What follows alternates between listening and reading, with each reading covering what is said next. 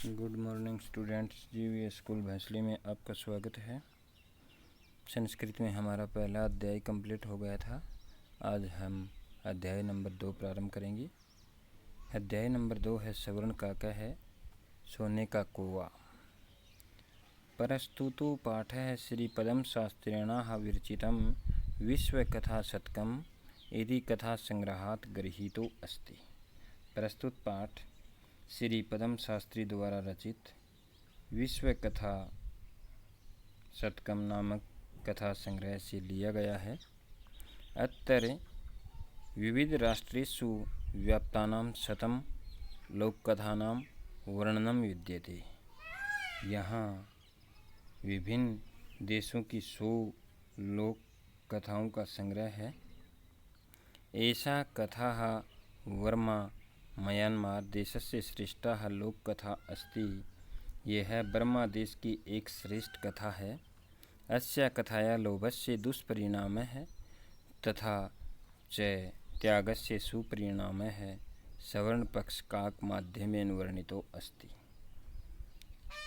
ये एक ब्रह्मा देश की श्रेष्ठ कथा है जिसमें लोभ और उसके दुष्परिणाम के साथ साथ त्याग और उसके सुपरिणाम का वर्णन एक सुनहरे पंखों वाले कौवे के माध्यम से यहाँ किया गया है।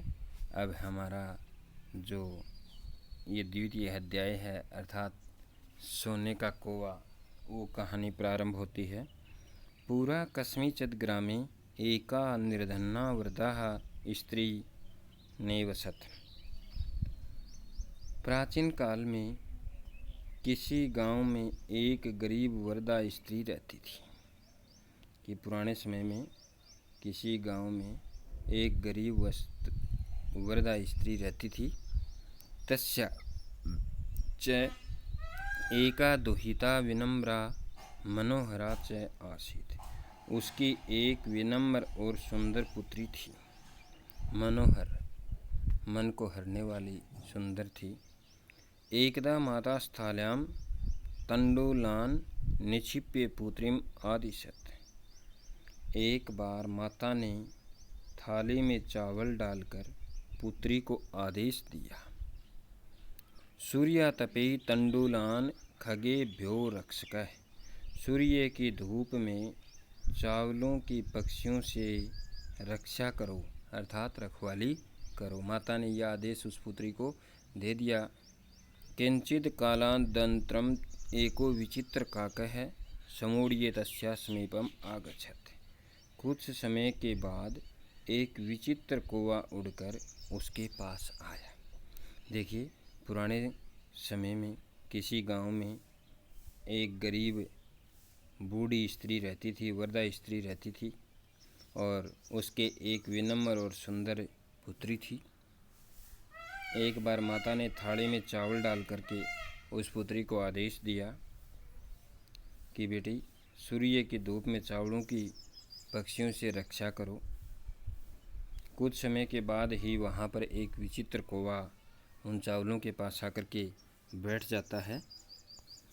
उसके बाद नीतादृशः सवर्ण पक्षो रजत चंचुः सवर्ण काकस्तया पूर्व दृष्टा। ऐसा सुनहरे पंखों वाला और चांदी की चोंच वाला सुनहरा कौवा उसके द्वारा पहले नहीं देखा गया था। रजत चंचू, रजत चांदी को कहा गया है कि सुनहरे पंखों वाला कौवा और चांदी की चोंच वाला ऐसा सुनहरा कौवा उसके द्वारा पहले कभी नहीं देखा गया था। तम तण्डुलान् खादन्तं हसन्तं विलोक्य बालिकां रोदितुम् आरम्भतः। उसी चावल खाते हुए और हंसते हुए देख कर के लड़की ने रोना शुरू कर दिया। कौवा चावल खा रहा था और हंस रहा था। ऐसा देख कर के लड़की ने रोना प्रारंभ कर दिया। तण्डुलान् मां भक्षे, उसे रोकती हुई और प्रार्थना करती हुई कहने लगी, चावलों को मत खाओ, कि हमारे चावलों को मत खाओ। तब निवार्यति स प्रार्थयते तण्डुलान् मां भक्ष्यति। उसे रोकती हुई और प्रार्थना करते हुए कहने लगी, चावलों को मत खाओ। मदीय माता अतीव निर्धना वर्तते, मेरी माता बहुत ही गरीब है। मदीय माता अतीव निर्धना वर्तते, मेरी माता बहुत ही गरीब है। श्रवण पक्ष काकह प्रोवाच, सुनहरे पंखों वाला कौवा कहने लगा, माँ सुचह, दुख मत करो, आप दुखी मत हो। सूर्योदयात प्राकः ग्रामाद बहि पीपल वृक्ष मनुः तव्या आगंतव्य।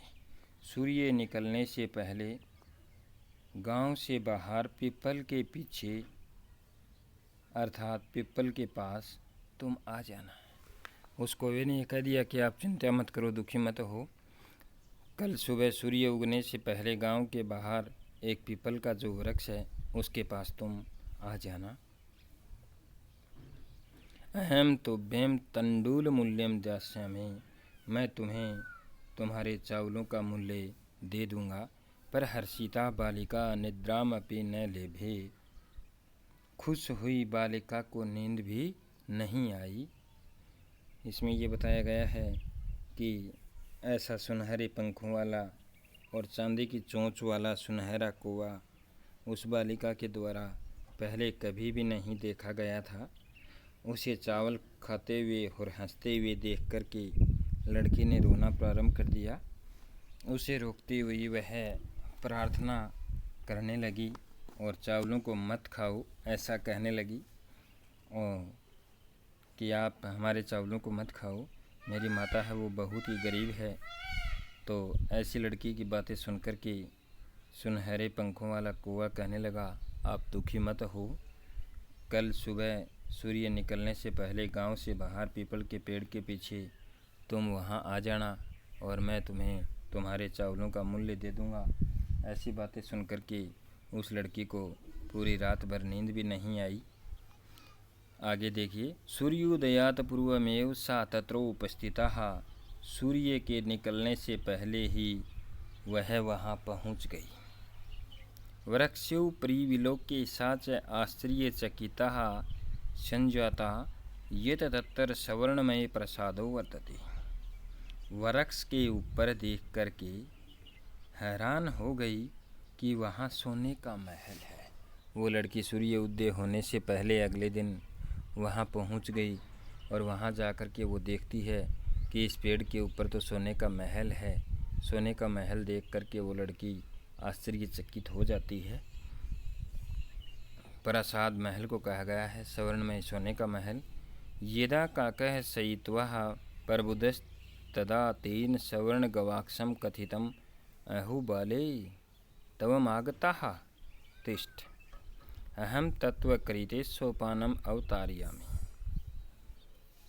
जब कौवा सोकर जागा तब उसने सोने की खिड़की से कहा, कौवा था वो सोया हुआ था, सोकर के वो जागा तो उसने गवाक्ष खिड़की को कहा गया है, सोने की खिड़की से कहा, अरे बालिके तुम आ गई, ठहरो मैं तुम्हारे लिए सीढ़ी उतारता हूँ। कि तुम ठहरो, तुम्हारे लिए मैं सोपान, सीढ़ी को कहा गया है, तुम्हारे लिए मैं सीढ़ी उतारता हूँ। तत्कथय सवर्णमय रजतमय ताम्रमय वाह, तो बताओ सोने की सीढ़ी उतारूं या चांदी की उतारूं या तांबे की। कन्या अवदत्ते,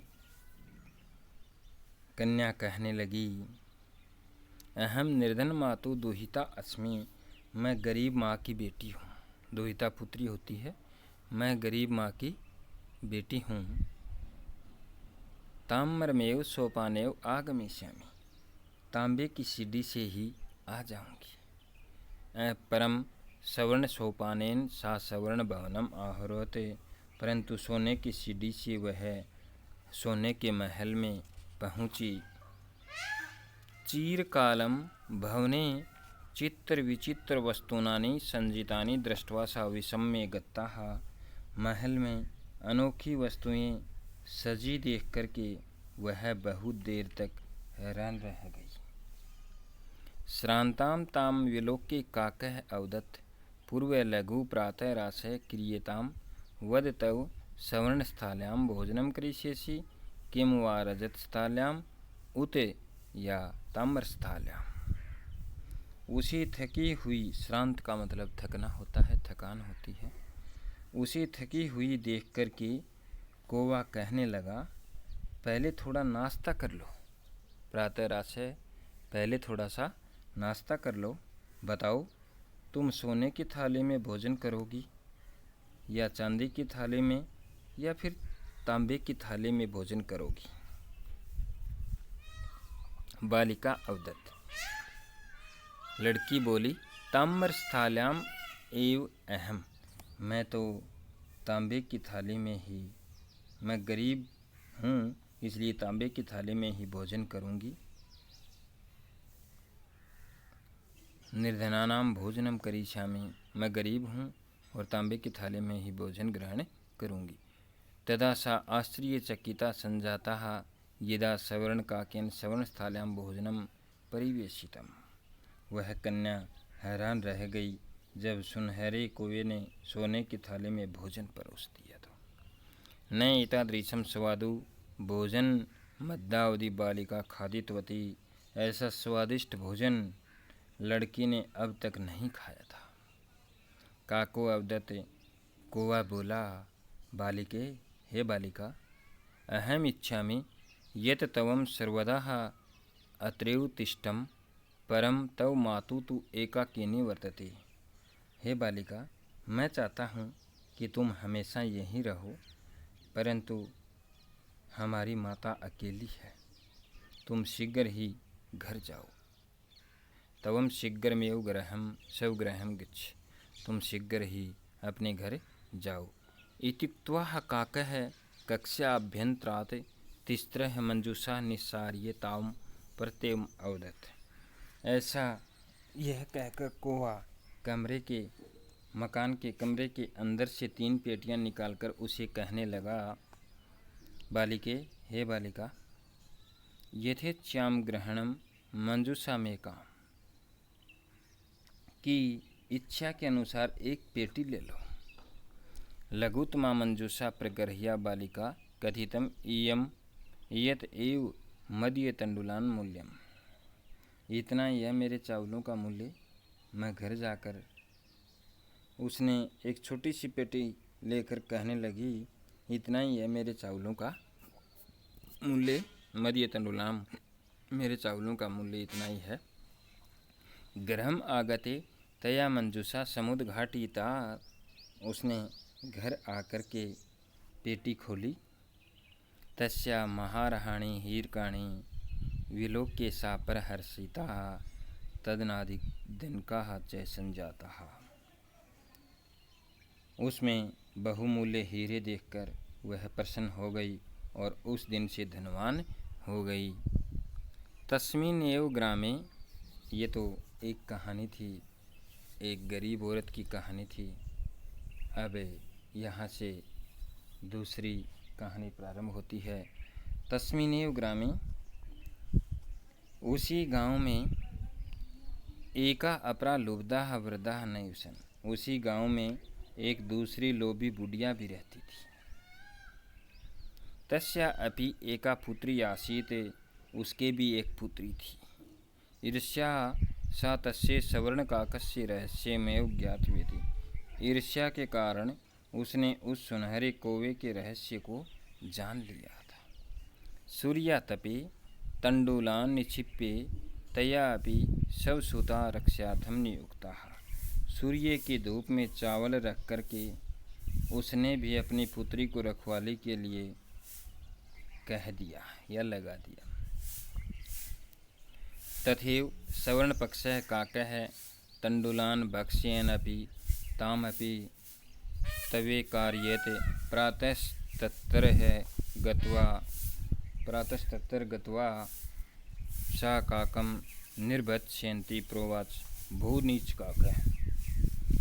कि उसी गांव में एक बूढ़ी, दूसरी जो बुढ़िया है वो लोभी थी, उसके भी एक लड़की थी।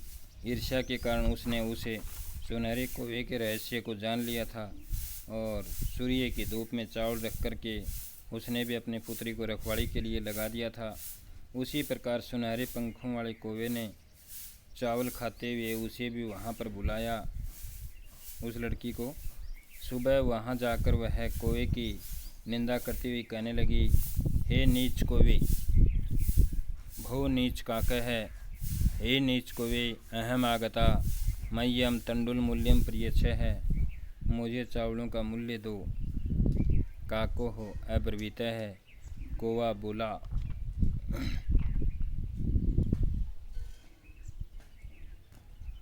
अहम तत्कर्विते सोपानम अवतारयामि, मैं तुम्हारे लिए सीढ़ी उतारता हूँ। तत्कथे सवर्णमय रजतमय ताम्रमय वाह, कि सोने की, चांदी की या तांबे की, कि कौन सी सीढ़ी उतारूं, सोने की उतारूं, चांदी की उतारूं, तांबे की उतारूं। गर्विता बालिकाया प्रोक्त में, घमंडी लड़की बोली, सोने की सीढ़ी से मैं आऊँगी। सवर्णमय सोपानम अहम आगच्छामि, सोने की सीढ़ी से मैं आऊँगी। परम सवर्ण काकस तत्करिते ताम्रमय सोपानयों प्रियोच्यते है, परंतु सुनहरे कौवे ने उसके लिए तांबे की सीढ़ी ही दी। सवर्ण काकस तथा भोजनमपि ताम्रमय भाजने में योग आकार्येते, और सुनहरे कौवे ने उसे भोजन भी तांबे के ही बर्तन में करवाया। परति निवृत्ति काले सवर्ण काकेन कक्षाभ्यंतरम तिस्त्र मंजूषा तत्पूर्वम समुक्षिता। वापस लौटते के समय सुनहरे कौवे ने कमरे के अंदर से 3 पेटियां उसके सामने डाल दी। लोभाविष्टा सा बृहत मां मंजूषा गृहीतवती, लोभ से अभिभूत हुई उसने सबसे बड़ी पेटी ग्रहण की। गृहमागते सा तर्षिता यावत् मंजूषाम उद्घाटयामि तावत् तस्यां भीषणः कर्षणसर्पोः विलोक्येति। घर आकर तृष्णा से भरी हुई उसने जब पेटी को खोला तब उसमें भयानक काला सांप देखा। लुब्ध्वा बालिका लोभस्य फलम प्राप्येति, लोभी लड़की ने लोभ का फल पाया। तदनंतरम सा लोभम परित्यजेत्, उसके बाद उसने लोभ को छोड़ दिया। इस तरह से हमारी ये कहानी थी वो कंप्लीट हो गई है। अब इसके कठिन शब्दार्थ देख लीजिए आप। नेवसत रहता था, दुहिता पुत्री सथाल्याम थाली में, खगे वे पक्षियों से समूढ़यते उड़ करके, सवर्ण पक्ष है सोने का पंख, रजत चंचू चांदी की चोंच, तंडुलान चावलों को निवार्यति रोकती हुई, माँ शुचः दुख मत करो, प्रोवाच कहा, पर हर्षिता खुश हुई, प्रासादः महल, गवाक्षात खिड़की, सोपानम सीढ़ी, अवतार्यामि अवतरित करती या उतारता हूँ, आसाद पहुँचा, विलोक्य देख करके, प्राह कहना, प्रातराशय सुबह का जो नाश्ता होता है उसको प्रातराशय कहा गया है। व्याजहार कहा, पर्यवेक्षितम परोसा गया, महारहाणी बहुमूल्य, लुब्धा लोभी, निर्भत्सेन्ति निंदा करती हुई, परित्यजेत छोड़ दिया। इस तरह से हमारा ये जो पाठ था वो कंप्लीट हो गया है।